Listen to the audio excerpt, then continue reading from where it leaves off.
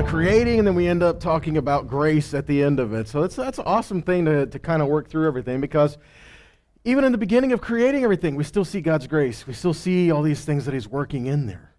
You know, grace was not a new concept that appeared all of a sudden in Matthew. God has always shown mankind his grace. So when we go back through the cycles again, one of the things that we're learning is we need to change our mindsets.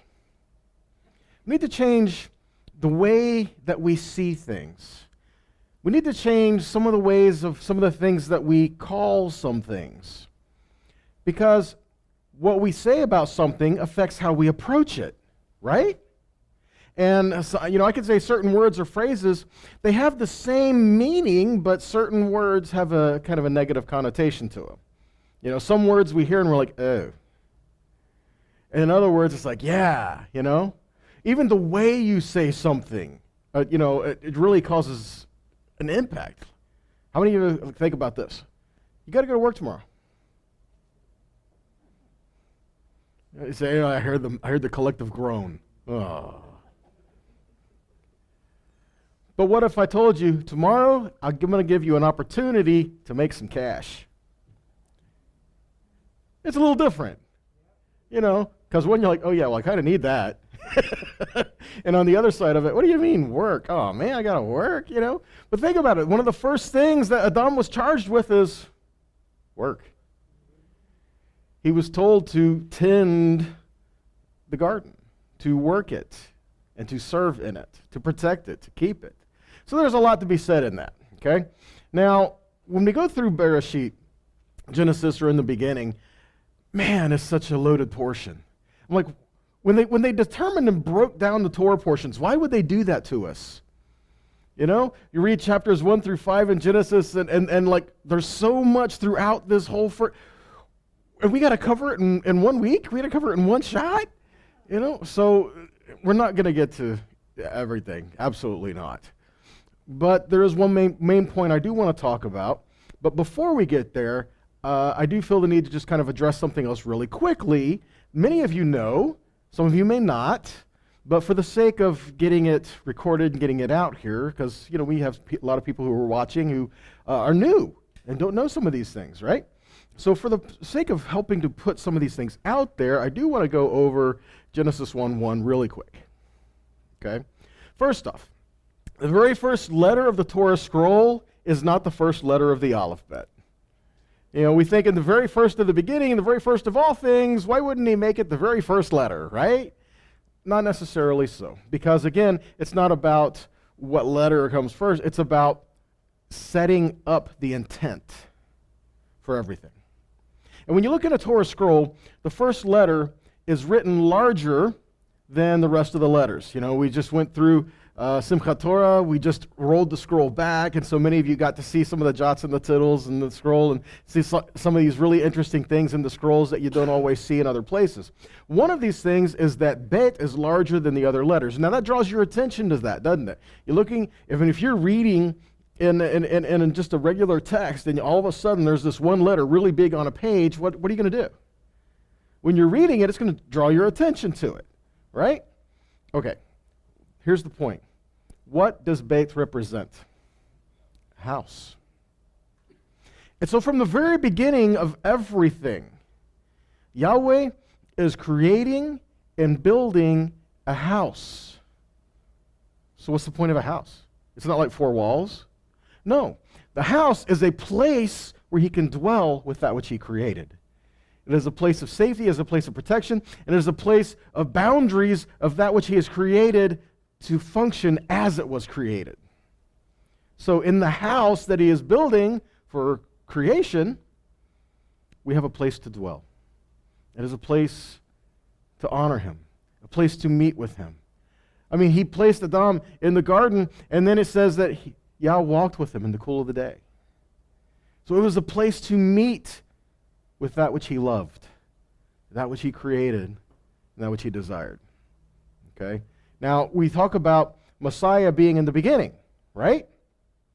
And so how do we see the lamb that was slain from before the foundation of the world? How do we see the beginning of everything in Genesis 1:1? Where do we see Yeshua in Genesis 1:1? because he's represented there. So let's go through that really quick. Bresheit 1:1 reads, Bereshit bara Elohim et hashamayim et haaretz.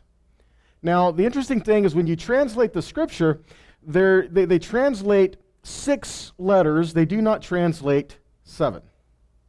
But there's 7 words there. There are 7 words there, one of which they don't translate. And in that is where we find the Messiah represented.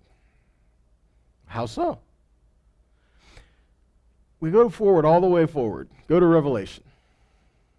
Yeshua says, I am, we hear the Alpha Omega, right? Beginning and the end. My thought for this, who is he talking to? John, right? John. Hi, John. He's writing to John. Why would he be speaking to someone who speaks Hebrew and Greek? You mean God speaks Hebrew? Think about this for a second. Rav Shaul, when he had this amazing moment, he got knocked off his horse and was blinded, right? He specifically states, and I heard a voice in Hebrew. Why would he be speaking to him in Hebrew? He could speak to him in Greek because they knew Greek, right? He spoke to him in Hebrew.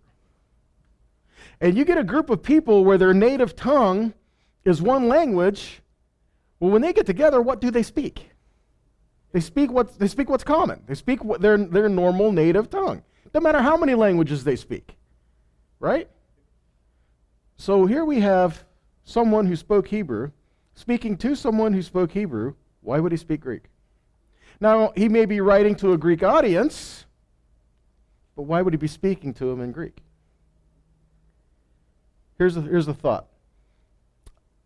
I submit to you, just food for thought, that instead of saying Alpha Omega, maybe he said aleph-tav.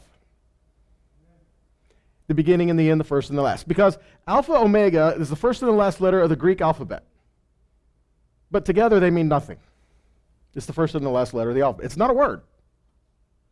But if you take the aleph and tav, the first and the last letters of the Hebrew alphabet, and you put those together, it is a word. But it's a word that's not translated. It doesn't have a translation. And it's a word that's in the Torah scroll over 7,000 times without a translation. Even in modern Hebrew, when the word is used, they say, well, it doesn't have a translation, but when it's used, it points toward a definite article. Yeah, it does.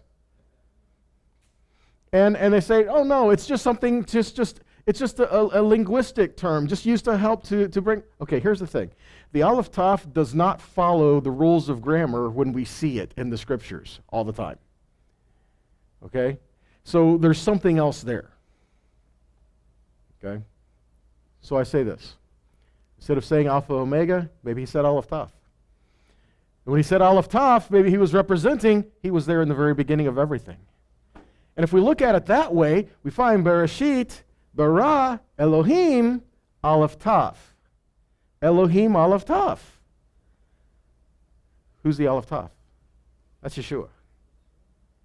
And then hashamayim ve'et haaretz. You say, well, but the aleph-tav is there again before the land. Okay, but think about this for a second. So we have the aleph-tav in hashamayim. What's hashamayim? The heavens. And then we have va. What's the vav? And. So that's what's translated is the vav. The aleph-tav after it is not translated. It's and the et haaretz, the earth, the land. Now here's something else that's interesting. The vav in the Hebrew represents a tent spike, a peg. It is a conjunction that means and it means to join something together. So what we have is we have the aleph-tav heavens, and then when we find the earth, the vav is there with it, the spikes being there in the earth with it. I submit to you like this. When Yeshua was in the heavens, he was in the heavens. When he came to earth, that's when we saw the spike. So just food for thought, more stuff to think about. Okay? Even the word for a sign, ot, is aleph, vav, aleph-tav. It's the aleph-tav with a spike being driven in the middle of it. And it's a sign. We know Yeshua said he is a sign.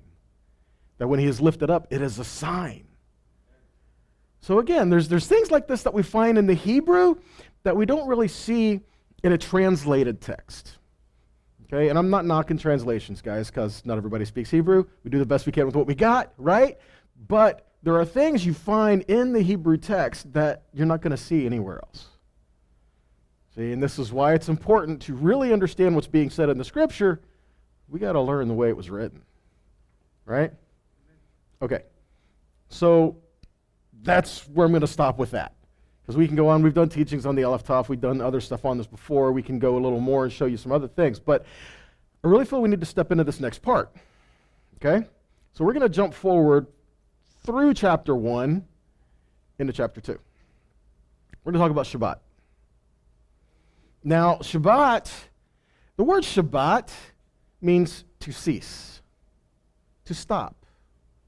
Okay, something it stops. But I want to show you something, that Shabbat is not just stop work and that's it. That's all Shabbat is. Because there are things that we're told about Shabbat. One, Shabbat is a time to stop, but it's also a time to not just stop working, but to stop creating. In 6 days, God created everything. Then he wanted everything to reproduce after like kind. He created, and then that which he created was creating. Okay? The last thing he created was the Shabbat. Think about that for a second. So we have here, Genesis 2:2. On the seventh day, God finished his work that he had done, and he rested on the seventh day from all his work he had done. The way this reads makes us think he rested from all his work. We're like, whew. Man, I'm exhausted. Kick back in the lazy boy, right? No. Because, again, the word there, it doesn't mean just like, okay, he was beat, so he rested. It means he stopped creating. If he didn't stop creating on the sixth day, he would have kept creating, continuing through more days. But he created 6 days, then he created the seventh. Okay? Now here, this word that's used here, God finished his work, is the Hebrew word malachah. Malachah, which is oftentimes translated as employment, work, property, labor, workmanship. The work that was done in building the tabernacle, the Mishkan, is called malachah. So this is why many people talk about, so what kind of work is not done on Shabbat? And this is why they say, well, anything that was done in the building of the tabernacle would be considered malachah work, so that's what you don't do. There's a lot of areas you can get into stuff like this, okay? Here's the big one, guys. We have to be careful that we're not just following a list of rules of do's and don'ts, okay? And I understand the need to want to get it right. I do. I really do. But we can be so concerned with our need to get it right that we completely miss the heart of it in the first place. That we can try to struggle so hard to get it perfect that we forget the meaning of it. And in essence, trying to do it in our own strength. You know, we're so good at, I've got to do this. And God said, no, he's the one who did it. He created everything in the 6 days. The seventh, stop the creating to enjoy that which has been created. That's why he says you work the 6 days, and then in the seventh, you rest. Because you work the 6 days, and then in the seventh day, you enjoy that which, the fruit of your labor.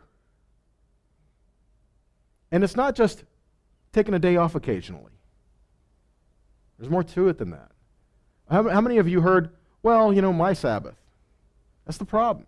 It's not yours. It's his. But the Sabbath was created for man. It doesn't mean man can change it. So there's a lot going in here, okay? So, Genesis 1:1, he says, in the beginning God created the heavens and the earth. There, the word for create there is bara. Bara, which is, again, to create. And so God created, then he fashioned it all together and put it all together. All right? So then we have the two words there, bara and malachah. So Shabbat is a time that is set apart. It is a time that is sanctified. I think we can all agree with that in this room, right? The thing is, understand the very first time the word that something was set apart as holy, first time that word is used, is in reference to Shabbat. And so we think about, God says, you are a holy people. You are to be holy because I am holy. So how do we separate that which God has called holy and say, if we are holy, we are not to have anything to do with that which is holy? It doesn't work that way, does it? If we are a holy people, then we are set apart and sanctified to be a part with those things that are called holy. And the Sabbath was the very first thing that was called holy. So where does that put us? If we're a holy people, we honor. Now, Genesis 2, 1 through 3. So thus the heavens and the earth were finished, and all the host of them. And on the seventh day God finished his work that he had done, and he rested on the seventh day from all the work he had done. So God what?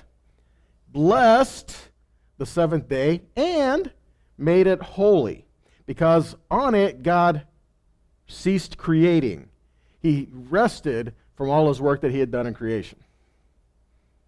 So what we have here is first God blessed it, and he set it apart as holy. Now, he blessed Adam and Chava. He spoke blessings during the creating time. But the first thing that he blessed, because he blessed that which was alive. The first thing he blessed was the Shabbat. First thing he set aside as holy was the Shabbat. And again, where does that put us? He created everything in 6. He ceased creating, and then he created Shabbat. After he created Shabbat, he stopped. So given this manner, Shabbat is the crown of creation. He created everything, built the foundation up, built it all on top, and he finished it all off right at the very top with a glory, with a blessing, and being set apart as holy. Think about this. Adam was created on what day? On the 6th day. So he was created on the 6th day. So the very first full day he experienced was the 7th, was Shabbat. How amazing is that? He was created, and then he enters into this time of relationship, this time of spending time with his Father, spending time with Yahweh. Okay, Adam entered into the rest to enjoy that which was created. And then, what did God say to the things that he created? To continue. That which I have done here, we continue. I created, so you create. I worked, you work. I did this in 6 days, you work in 6 days. I stopped on the 7th, you stop on the 7th. I blessed, I want you to bless. He wants us to follow in like manner. I mean, doesn't he want us to be like him? To be more like him? Isn't that what we say all the time? We say, Father, I want to be more like you. So that's what we're doing. When we stop on Shabbat and we spend time with him, it's a relationship thing. It's not a rule thing, although it is. But it's about relationship. So when we approach the Shabbat, do we do it with joy? Do we do it with expectancy? Or do we do it grudgingly? I mean, think about this. 6 days, you work. 7th day, oh man, I can't work tomorrow. Who does that? Well, I used to. Truth be told, I used to. But it was hard for me to understand that it is more productive for me to work in the 6 days and take that 7th off. It is more beneficial to me to work 6 days and take the 7th off. Because in that 7th, I'm being rejuvenated physically, spiritually, emotionally, mentally. I'm being called back into the presence of my Father. Because we should have fellowship with him every day. But let's face it, in the 6 days, in the busyness of life and all the other things, our mind comes off of him from time to time. I'm not saying we've forsaken him. It's just we got to do things. And so he's not at the forefront of our very thought. He should be, but he's not. So the seventh day is a reminder to us to call us back in, to bring us back into that place of relationship and communion that he's desiring for us. Okay? All right. So the question is it Sabbath or is it Shabbat? And potato, right? In a manner of speaking, yes. In a manner of speaking, no. If you say Sabbath, I'm not going to go off on you. Okay? But there is a difference. Okay? Now, like I said, I'm not trying to tell people to cause arguments and to cause divisions, anything like that. But we know what you call something does affect how you approach it and how you think about it, right? So is it Sabbath or Shabbat? How many of you have heard things like, I'm going to take a sabbatical? Does that mean you've worked 6 years and you're going to take the seventh off? No, it just means I'm taking a break. Okay? And that's where we get things like, well, my Sabbath is this day. You know, my Sabbath is Wednesdays because I have to work all the other days, and so I'm going to take Wednesdays as my Sabbath. I'm going to make that day the day I don't work. Is that what God said? See, Shabbat has a certain time, a certain framework. It has guidelines. Sabbath is a time that we set and we control the boundaries of. We can't change Shabbat. So like I said, it's a matter of semantics. Is it Sabbath or Shabbat? Yes. But for the sake of separating for clarification, that's where we get into a lot of gray areas. They're not. But that's where we get into a lot of these areas where people start trying to make excuses. Right? Because let's face it. God said do this, and anything that we try to rebut that with, well, it's an excuse. Okay? Because, you know, when we stand before our Father, he's going to say, well, this is what I asked you to do. Well, see, here's the thing. Okay? So let's take a look at this. Exodus 16:26 says, 6 days you shall gather, the manna that was given, 6 days you shall gather. On the seventh day, what does it say next? Which is the Sabbath. On the seventh day, which is Shabbat, there shall be no manna. So it's not just a matter of, I'm going to pick a cycle and then every 7 days. No, that's not what it says. He says the seventh day, which is Shabbat. Think about this. They're in the camp, they get manna 6 days, right? So what if somebody says, yeah, that's the day they do it, I'm going to do it on this day. So they go out to collect the manna. It's Shabbat. They're calling it the third day of the week.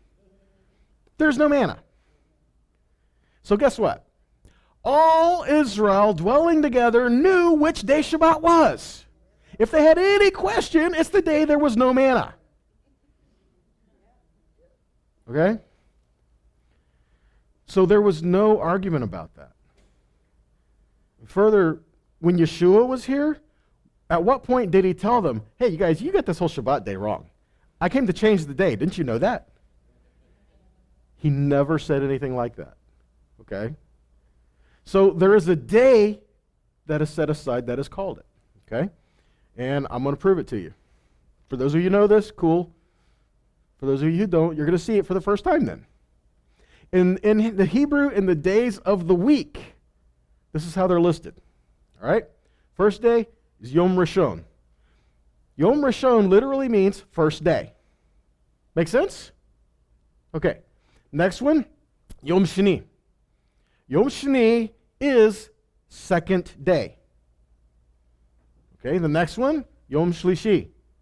Yom Shlishi literally is third day. Are you seeing a trend? Right? So what do you think comes next? First day, second day, third day, what do you think? Fourth day. Right? I'm not trying to trick you. Okay? You're like, no, that's too easy. No, really? Fourth day, Yom Revi'i. Okay? So then after fourth day comes, what day? Fifth day. Okay, you're catching it. You're getting on. 5th day is Yom Hamashi. After 5th day comes 6th day, Yom Shishi. This is where it gets tricky now. So 1st day, 2nd day, 3rd day, 5th day, 6th day, what comes next?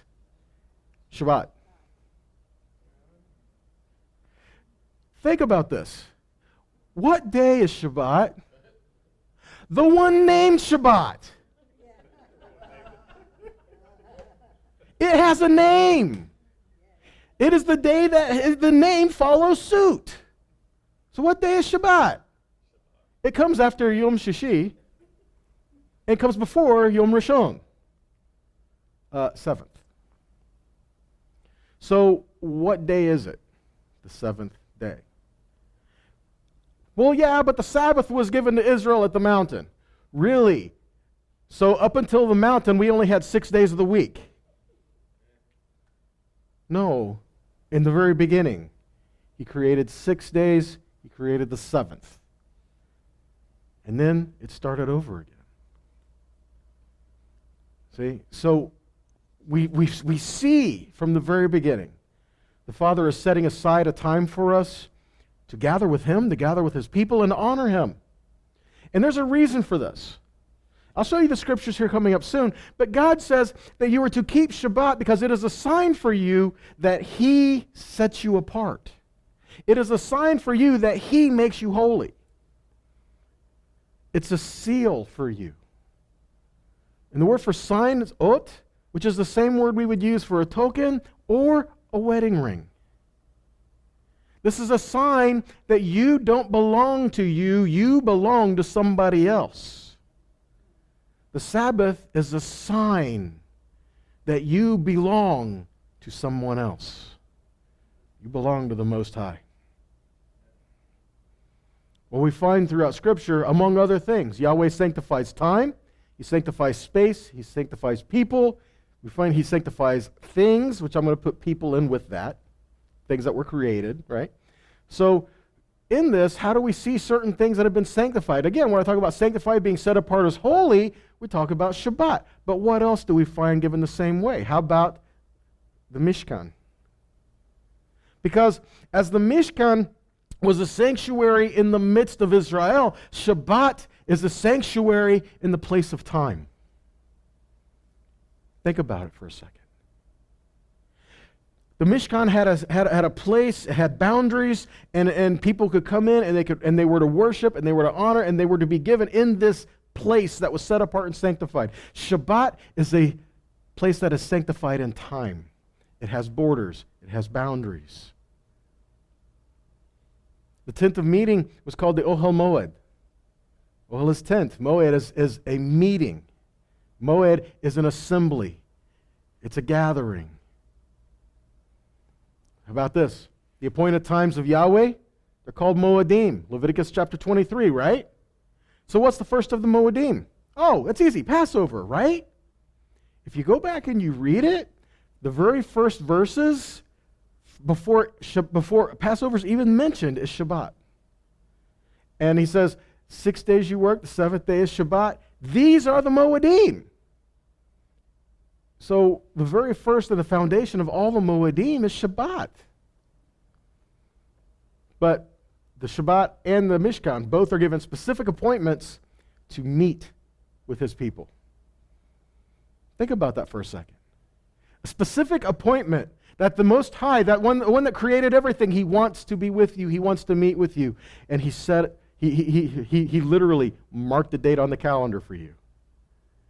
So much so, He put it in stone. Think about it. The Mishkan, the tent of meeting. It was a holy place with defined limits. It had borders. The Mishkan was to be holy and undefiled. Israel was to prepare themselves before they entered into it. If they entered into the Mishkan unprepared, well, it wouldn't go well for them. And then once you entered into the Mishkan, you could do so fully expecting to meet with Yahweh, because He said He would meet you there. Right? What about Shabbat? It is a holy time with defined borders. We are told to prepare ourselves for Shabbat and to keep it holy. When you enter into Shabbat, you're doing so with the expectation of meeting your God. And he said he would meet with you there. Think about that, guys. That is amazing, right? Exodus 31:13. So speak to the children of Israel and say, my Shabbats you shall keep, for it is a what? Sign between me and you throughout your generations, that you may know I am Yahweh that sanctifies you. So he says the Shabbat is a sign so that you would know he sanctifies you. See, like we've said before, you don't make yourself holy. He makes you holy. And he told us not to defile ourselves. And then he said that by keeping Shabbat, we are acknowledging that he is the one that sanctifies us. We don't do it on our own. He does it. Okay? Now let's take a look at this. 31:13-17, we just read 13. You shall keep Shabbat because it is holy for you.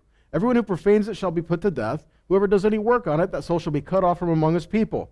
6 days, what? Work is to be done. Notice that's a double-sided command. It's not just to rest on the seventh day. No, 6 days work. Right? So 6 days work is to be done. But the seventh day is Shabbat of solemn rest. Holy to Yahweh. Holy to who? Holy to Yahweh. Whoever does any work on the Shabbat is to be put to death. Verse 16. Therefore the people of Israel shall keep Shabbat, observing Shabbat throughout their generations as a covenant. How long? Forever. It is a sign between me and the people of Israel that in 6 days Yahweh made the heaven and the earth, and on the seventh day he rested and was refreshed. That's what he desires for us. Okay? So let's take a look at a few scriptures regarding Shabbat. Ezekiel 20. So that was back in the Torah. What about the prophets? Ezekiel 20, 10-13. So I led them out of Egypt into the desert. I gave them my commands and taught them my laws, which bring life to anyone who obeys them. 12. I made the keeping of Shabbat a sign of the agreement to us to remind them of what? That I, Yahweh, make them holy. Verse 13. But even in the desert they defied me. They broke my laws, rejected my commands, which bring life to anyone who obeys them. They completely profaned Shabbat. See, so it's not just something that God took lightly. It's not just something he instituted after Israel came out of Egypt. No, this was back from the very back in the very beginning. Okay?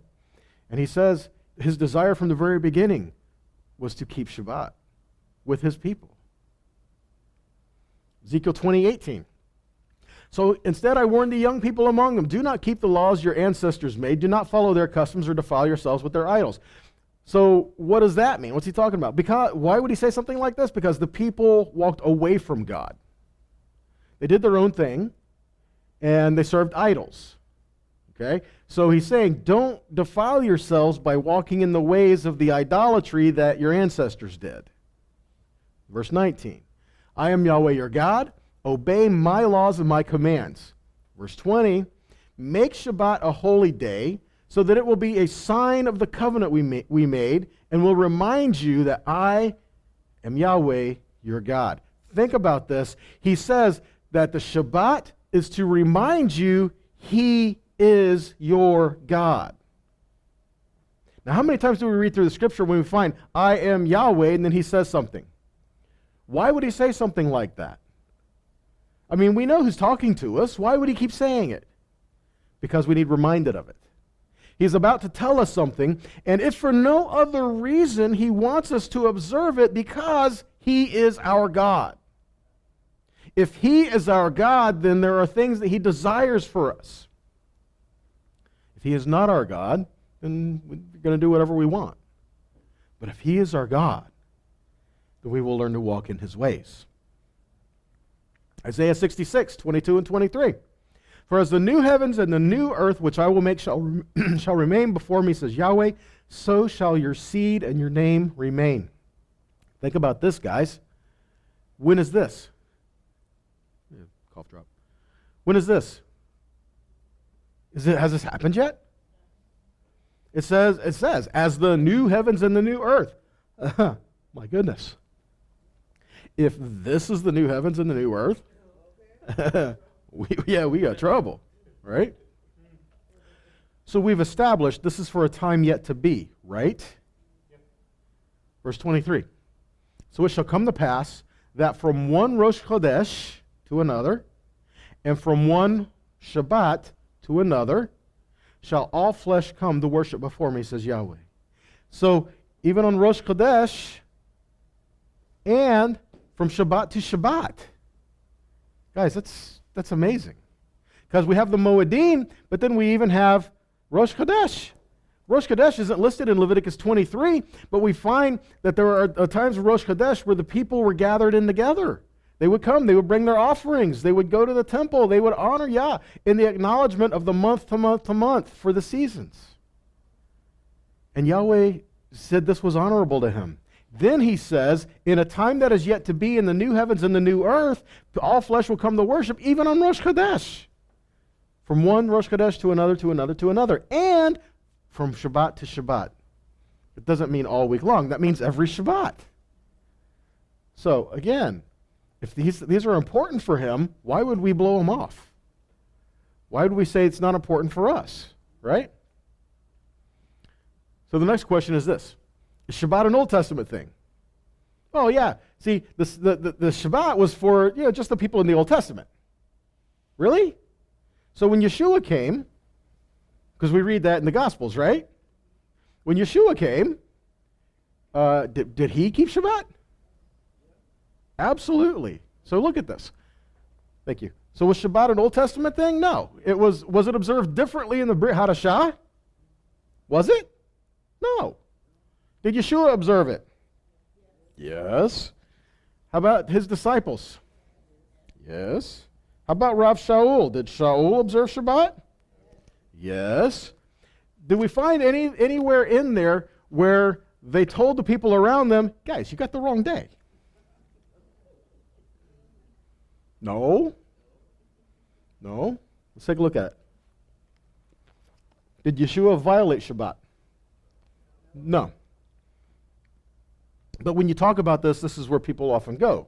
Luke 6. So one Shabbat, while Yeshua was passing through some wheat fields, his Talmidim began plucking the heads of grain, rubbing them between their hands, and eating the seeds. Some of the Perishim, the Pharisees, said, why are you violating Shabbat? Were they violating Shabbat? No. Is it permissible to eat on Shabbat? Yes. Shabbat's not a fast day. Okay? The thing is, if you're walking through, if you were hungry, they pluck, rub, they eat. Is that work? They're not harvesting. They're not coming down and like planting and making major things. They're not making a banquet. They're not, none of that, okay? There was no violation there. They were permitted to pick and eat. But, again, we set boundaries for our understanding. So what was really going on was they were looking at the boundaries of these things. Now, Yeshua didn't really take so much as to address that as he did to address the people and the heart that was being involved there. Because he said, it's important that we fulfill what the Father's heart and desires are. He even saying things like, have you not read that the priests profane Shabbat, but they're blameless? How so? How does that work? How come the priest violates Shabbat? We don't, but he says he's blameless. Because you know how he profaned Shabbat? By making the offerings. Because, guys, that was work. But the offerings that were done on Shabbat, they did twice the offerings in the morning and the evening. The service for Yom Kippur is called the Avodah. That's work.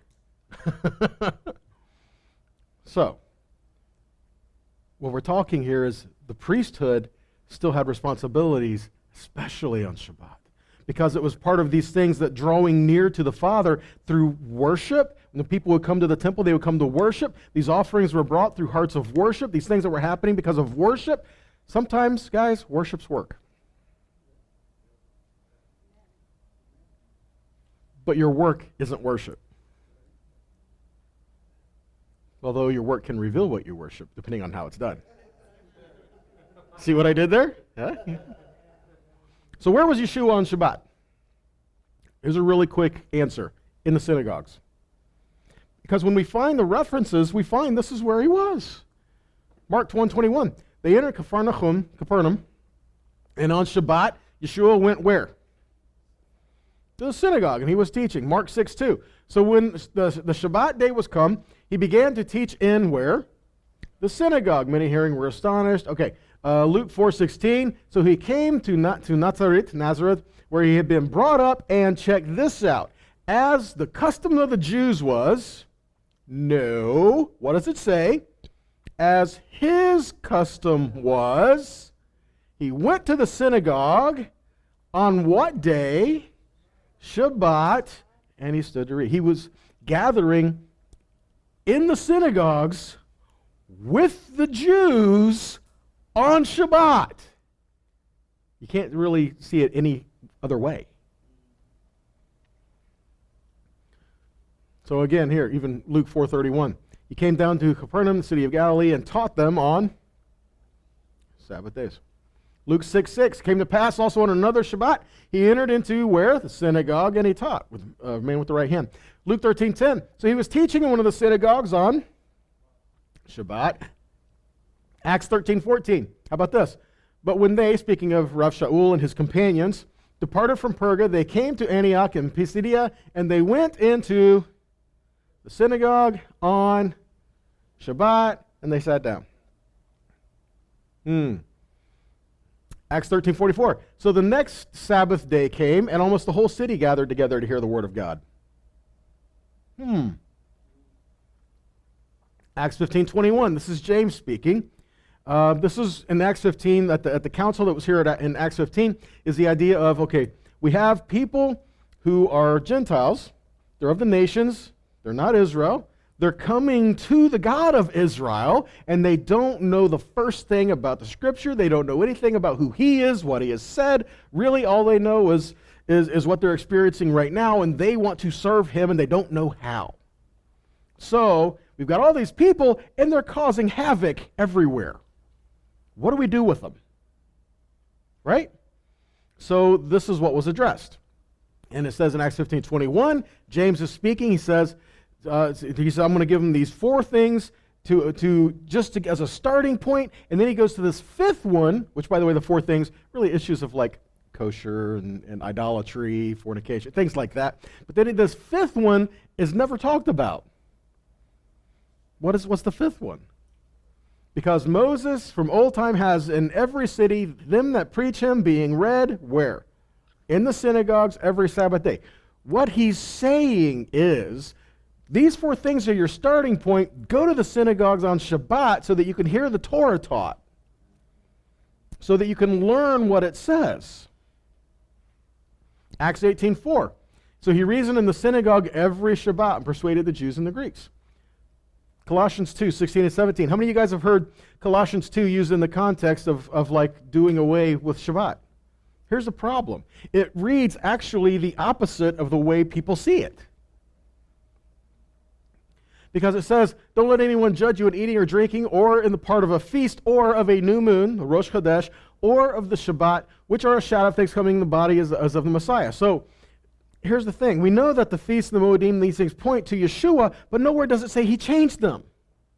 It doesn't say, don't let anybody judge you in your non-observance of a feast day, the Moedim, or even a Rosh Chodesh, or of the Sabbath. Don't let anybody judge you in your non-observance of these things. It's not what he's saying. He's saying, don't let anyone judge you in your observance of these things, because they are a shadow of the Messiah. Because in it, you see the Messiah. So, again, it's kind of different than the way that we've traditionally been taught. Hebrews 4, 1 through 11.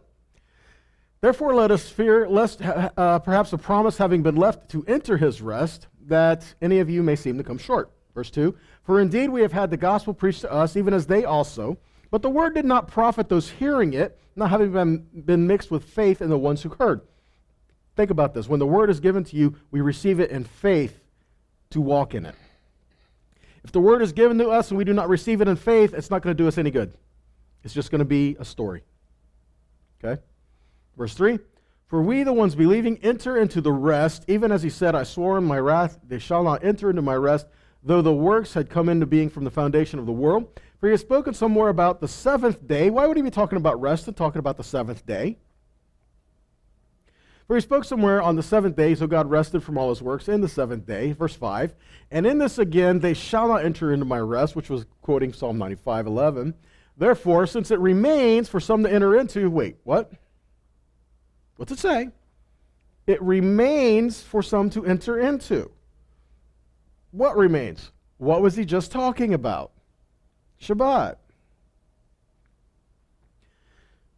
So therefore, since it remains for some to enter into it, and those who formerly had the gospel preached did not enter because of disobedience, they did not enter because of disobedience, they did not enter into Shabbat because they were disobedient. Again, he makes out the certain day, saying, in David, today, after so long a time, according as he has said, today, if you hear his voice, do not harden your heart.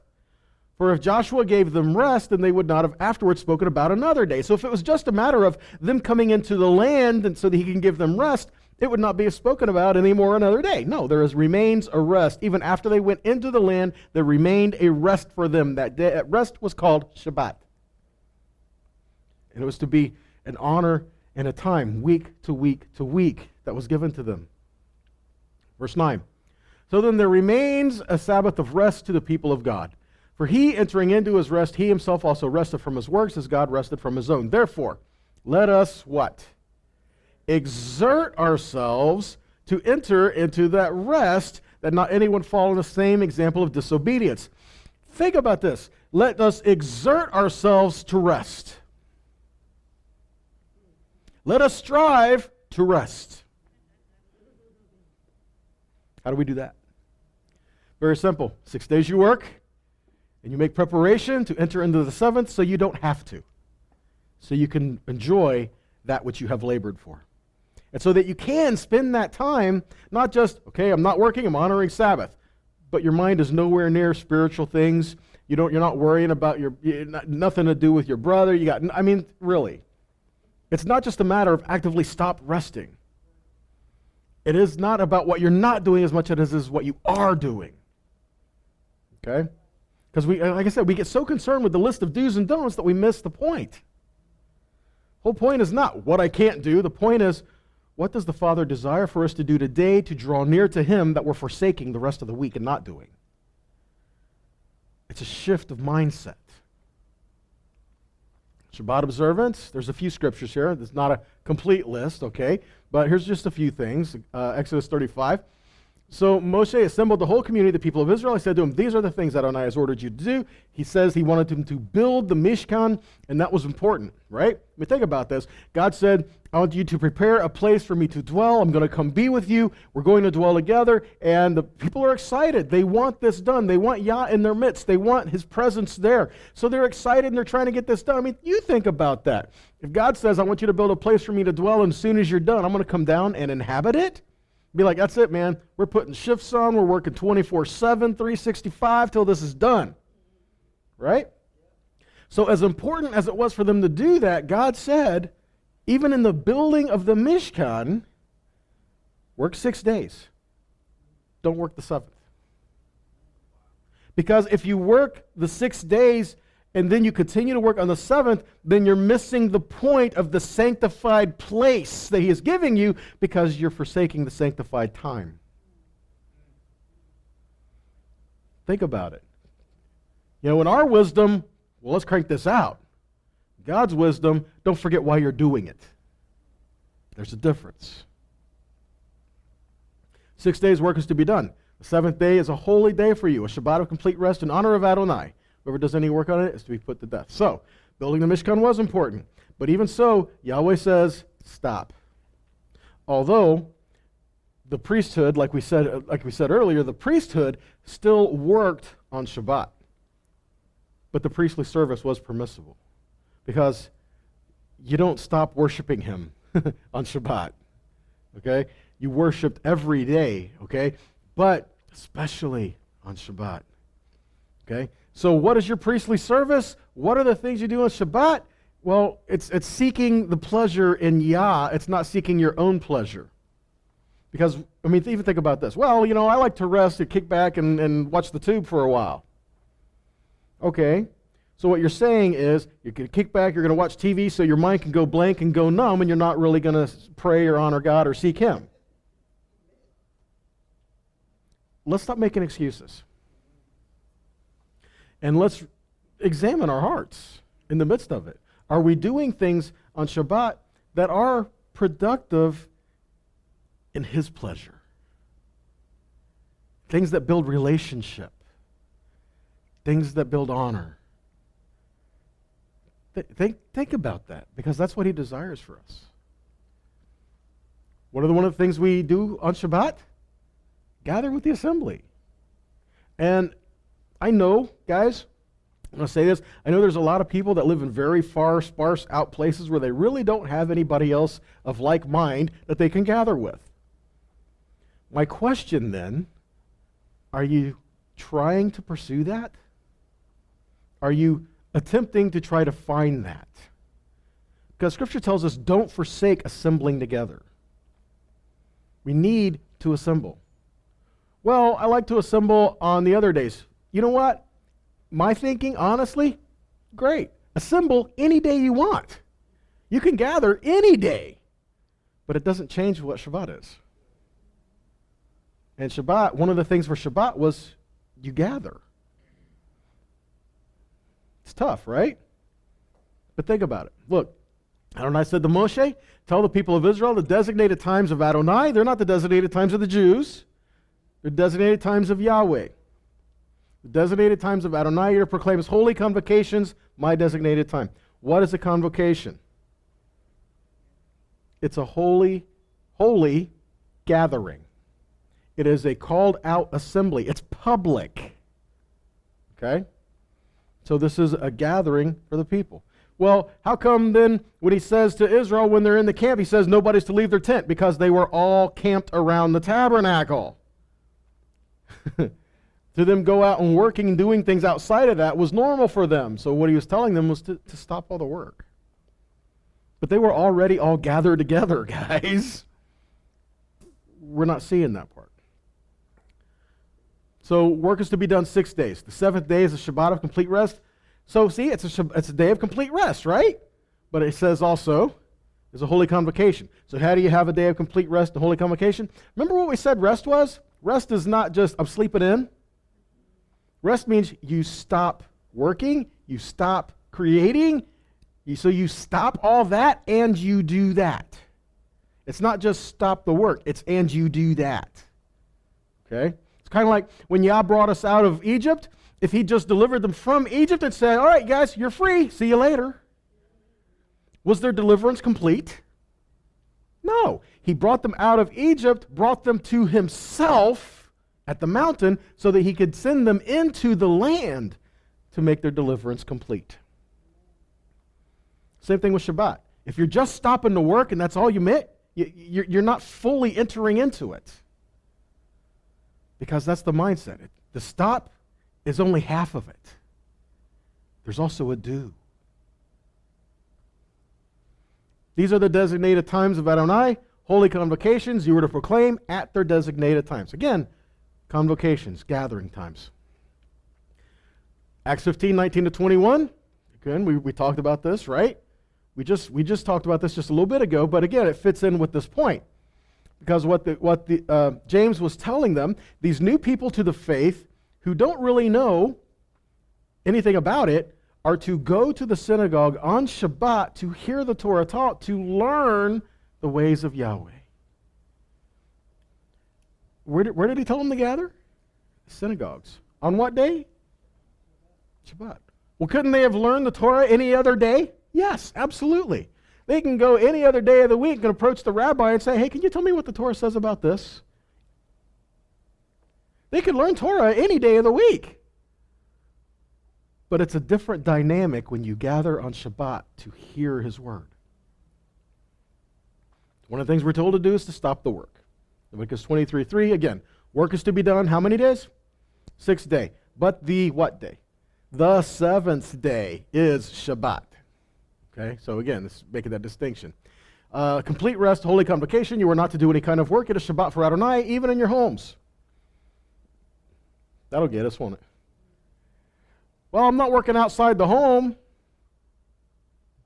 You're tearing it up inside, ain't you? Well, no one can see me. Huh? How about this one?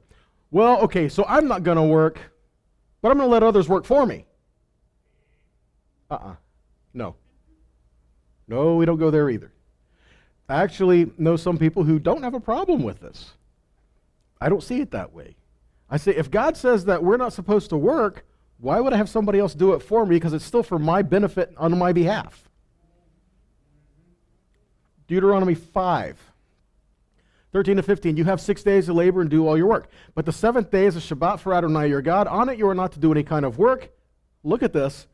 Not you, your son, your daughter, your male or female slave, not your ox, not your donkey, not your other livestock, not the foreigner staying in your gates or your property. That's everybody. And think about this. Not your hired hand, right? Not the one to serve. Guess what, guys? Let's just say, for an example, you go to a restaurant. The person who waits on you is called a waiter or a server. They're serving you while you're there. You are hiring them to do that while you're there. If you go to a store, someone is ringing you up, checking you out. It's called the service industry. Think about these things. It says, you were to remember that you were a slave in the land of Egypt. Adonai your God brought you out from there with a strong hand, with an outstretched arm. Therefore, Adonai your God has ordered you to keep the day Shabbat. But he says, not just you, any of those who have contact with you, do not force labor on them on this day. Nehemiah 10:31. So if the people of the lands bring merchandise or food to sell on Shabbat, we will not buy from them on Shabbat or on a holy day. We will forego the planting and harvesting of our fields during the seventh year, collecting the debts. When Nehemiah, he helped restore and help rebuild the walls and everything, and all the people were gathering in and having a great time. But then the mindset needed to change. Because people were still coming in, they were still selling on Shabbat, they were still doing all these things, they were buying. They didn't set apart Shabbat. Nehemiah was like, guys, this is why we were exiled in the first place. Cut it out. Right? So then they said, oh, okay, so this is what they were doing. So they said, what did Nehemiah do about the people that were coming to sell at the gates in Shabbat? Yeah, 13:19. So when the gates of Yerushalayim began to grow dark before Shabbat, I ordered that the doors be shut, and I ordered they not be reopened until after Shabbat. I put some of my servants in charge of the gates to see that no loads are brought in on Shabbat. The merchants and sellers of all kinds of goods, they spent the night outside Jerusalem once or twice. So I shut the gate, and I put guards out there to make sure that, look, guys, this city, like me and my house, we're going to serve the Lord kind of thing. In this city, we're not doing that. And so they're like, okay, we'll just camp out here, and if people want to come out here to buy, right? Verse 21. So I warned them. Why are you spending the night at the wall? Do it again, I'll use force against you. And from then on, they stopped coming on Shabbat. Seriously. Don't seek your own pleasure, but delight in His. It's like, well, I tend to enjoy quiet times with God. I just want to go out and plant and garden and all these, Okay. That was done on 6 days. And forgive me, let me just kind of put it out here like this. It's not about what you want. It's about what He wants. But I don't like that. Then that shows something about the heart, doesn't it? Because when our heart becomes fashioned together with His, we will find delight in the things that delight Him. And if we delight in His Shabbat, there's a blessing there. But if we make it all about us, see, that's part of the problem. We live in a society and a time today when everything is about me. And it's not. The world doesn't owe you anything. But we surrender ourselves to the one that created everything. And in doing so, He provides blessing. Look, Isaiah 58:13. If you hold back your foot on Shabbat from pursuing your own interests on my holy day, he makes a point of saying, hold your foot back from pursuing your own interests on my holy day. If you call Shabbat a delight, Adonai's holy day, worth honoring, then honor it by not doing your usual things or pursuing your interests or speaking about them. If you do, you will find delight in Adonai, and I will make you ride on the heights of the land and feed you with the heritage of your ancestor, Yaakov, for the mouth of Adonai has spoken. He says, if you do this, you have delight in Adonai, and he will bless you and raise you up. He has said it. He will do it. Right? Psalm 1 through 3. We take pleasure in the things that please the Father. Right? Blessed is the man who walks not in the counsel of the wicked, nor stands in the way of sinners, nor sits in the seat of scoffers. His delight is in what? The law of the Lord, in the Torah of Yahweh. And on his law he meditates day and night. He is like a tree planted by streams of water that yields its fruit in its season, and its leaf does not wither. And all he does, he prospers. Psalm 37:23. The steps of a man are established by Yahweh when he delights in his way. Not when he delights in his way, but when he delights in his way. It says the steps of a man are established by Yahweh when he delights in his way. Psalm 112:1. Praise Yahweh. Blessed is the man who fears Yahweh, who greatly delights in his commandments. Part of the problem is that today we're told his commandments are irrelevant or for a different people. But it says, blessed is the man who fears Yahweh, who delights in his commandments. Good stuff. I pray in this time, this cycle, this season forward, that we turn our hearts to the Father, that we seek his ways, that we surrender our heart to his, and that we continue to grow as a people of Yah. Though we are scattered to the ends of the earth, Yahweh says he will gather us and bring us back. May it be in our time. Amen? All right.